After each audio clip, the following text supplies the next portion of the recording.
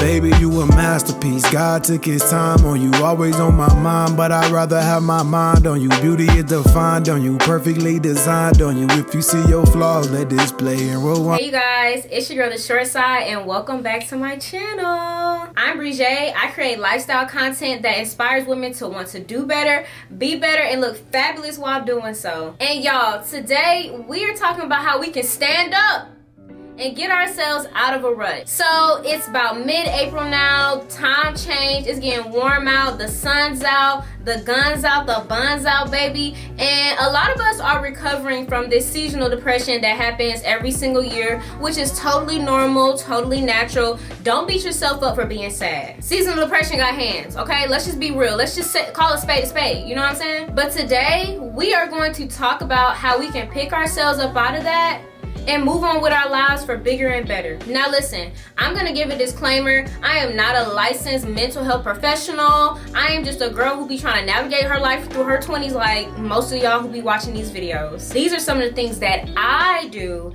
to pick myself up. You are more than welcome to take this advice or leave it. It's totally up to you, but I do hope you enjoy this video if you choose to stick around. So let's jump right on into it. The first thing I recommend doing is creating a routine and sticking to it. The sticking to it part is the part that's the hardest. And when I say routines, I mean morning routines, nighttime routines, Sunday reset routines. I have a whole playlist of routines on my YouTube channel that I will leave right here if you want to check it out. And if there are any routines that you would kind of want to see updated versions on, I will be more than happy to doing that. Another way you can kind of check out my routines and my everyday life and what I do is by watching my weekly vlogs. Like, that's really where y'all get all the personality and the inside scoop of my life. I don't know why y'all not watching them. When I commit my life to a routine, I feel like my days flow so effortlessly. I feel like they just kind of roll off the tongue. Like, if I do my morning routine the correct way, I feel so energized. I feel like I get a lot more accomplished in the day,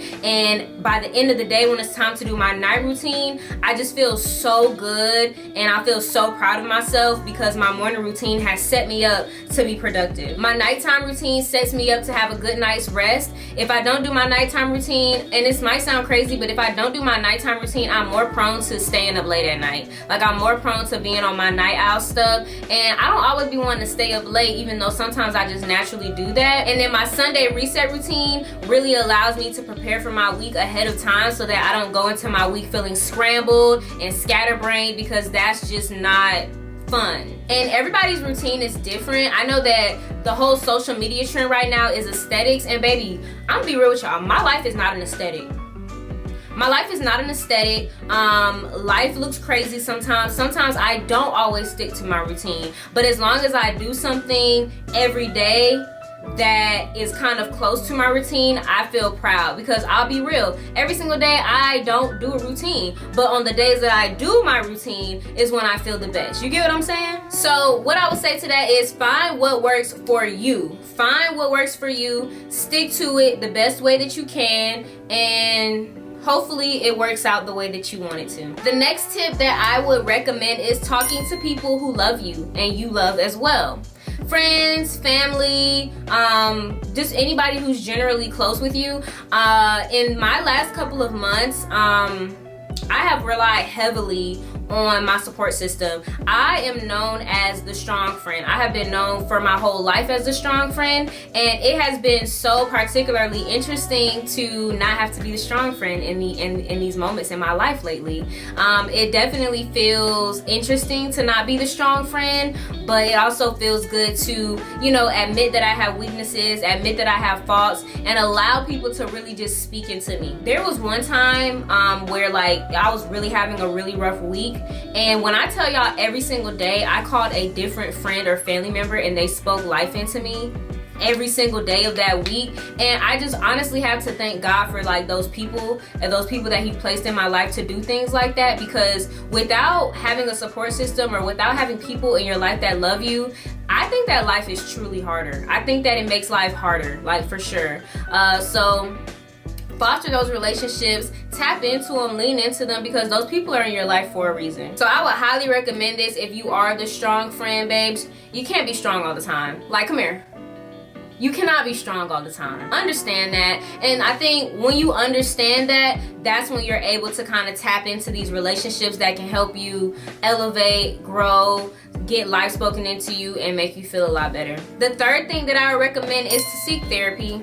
And like, don't get me wrong, I know that therapy is not always affordable, which I think is absolute BS, if I'll be honest with you. I think that everyone should have access to affordable therapy. However, if you are able to afford it, or if you can get therapy, like if you're in college, utilize that free therapy center while you can. If you are on your parents' insurance, utilize that therapy that's on your parents' insurance if you guys have it. And if you're not on insurance, I know that there are a bunch of websites that offer like affordable therapy from what I understand, because I'm not gonna lie, when I turn 26, I don't know what I'm gonna do, shawty. I ain't gonna hold you, but therapy has really helped me. And I don't go to therapy like every week or every 2 weeks. I only go to therapy about once every month. But just being able to talk through the things that have happened in the last month and to be able to just talk through my feelings have really helped. And in the meantime, in between time, I journal a lot, and I'm very, very real with myself in my journal about how I feel. I feel like that's really, really important to be real. And another thing that I've really gotten into is doing video diaries. It's really hilarious to go back into your video diary and like look at some of the stuff you were saying after it's done. Like, I've been angry in my video diaries. I've been crying in my video diaries. I've just been in so many different emotions while in my video diary. So if you are not able to seek therapy, like if you can't afford therapy, aside from speaking to people who you can count on and rely on, like your family or your friends, I'd highly recommend just jotting down and always keeping track of how you feel and sharing it with somebody. The fourth thing that I would recommend is to do more of what makes you happy. I understand that you probably are doing some of the things that make you happy, but I think that especially if you're in a seasonal funk or a seasonal depression, to really like hone in on being very intentional about doing things that make you happy, and doing it more often. Like, I love taking care of my plants, as you guys know. I love turning on music and dancing around. I love watching TV, and the TV that I like to watch is very like aimless, like reality TV, cartoons. Like, I don't want to watch a TV show that stresses me out. I just don't, because it's not gonna help with my situation, especially them shows that be doing too much with real life. I can't do that, babes. I'm trying to disconnect, okay? Just make more of an intentional effort to do the things that you love, enjoy doing most, even if you really don't feel like doing it because you're sad. That's what depression is. You don't feel like doing things you like to do because you're sad. Force yourself to do it. And then after you do it, just take time to reflect about how you feel after you've done it. You're usually like, man, I can't believe I didn't even feel like doing that. Or, man, I can't even believe how happy this makes me feel. Get into it, sis. Get into it. The fifth thing that I would recommend doing to get yourself out of a seasonal funk is, baby, when that sun come out, you come out too. You feel me? Go outside. And I'm not talking about go outside, party, all of that stuff, because that's not everyone's jam. But baby, get outside, go on a walk. You know what I'm saying? Have lunch on a patio somewhere. You know what I'm saying? Go out and party if that is what you do. Go outside, enjoy your life. Enjoy your life. Yeah, sometimes you might be crying at the day party, okay? But at least you out. Y'all seen that Coco Jones interview where she was in the club like, I ain't making no money. Am I really following my dreams? Yeah. Get into it. I mean, get into it. I'm sorry, like, get into it. Because one thing that I truly learned was that if you are sad, the only thing that's gonna make you feel worse is by sitting in the house. Sitting in the house is gonna make it worse. Get out. Get outside. Go hang out with your friends. Go hang out by yourself. Take yourself on a solo date. Go on a real date. I don't know. Get out.